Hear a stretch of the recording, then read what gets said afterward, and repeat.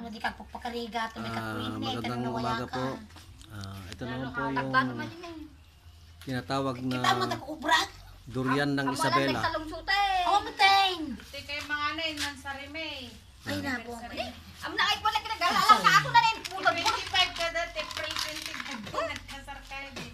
Kada months. Oh. Saan ka din? Ayun na, nagrugitin niya. Balsig ka taulong. Animal ka nagrugit ata. Makaala. Yan ang durian ng Isabela. Yun naman yung para kagtad ka. Yan ang inahin ng durian.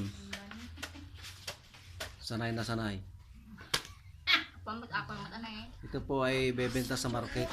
Kwamat may sa Nadalhin sa Balintawak. Minaw nam.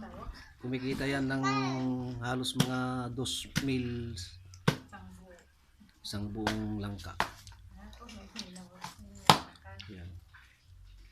Kinuha nila doon sa farm ko sa may likod. Dami kong tanim na langka doon. Ganda po yung mga namamakyaw. Yan, yan. Pakita na yung video ko. Pakita na ng sambayan ng Pilipino. Kadarong pa'y Canada ah. Ano nung Chris na ito, brain na. YouTube garod naman. YouTuber. Yan si Alma ko na magchigera kay video yan. Yung batang yan tumaba dahil sa durian ng Isabela.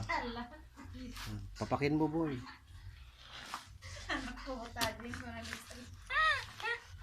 Subscribes the Panyero Vlogs from Ilocano Vlogs Isabela. Kamangalat pagkamila. Dalang ka ng pagkabihan ni nanay. Ilocano kasi yung mga tao dito eh. Ilocano. Oh, babalik ka. Ikulaot. Talaga nga naikuha kayo. Ay, Kayo, nagkaduhay na po. Ang sarap oh. Yung rice cooker. Tikpan natin. Wow din. Pagluto sa pansit, agad yung kinaw. Di man, ta remenos pang pumalik ng barak. Sakto? Naku namin. Itong kinaw. Barak tayo, tumawag lang na.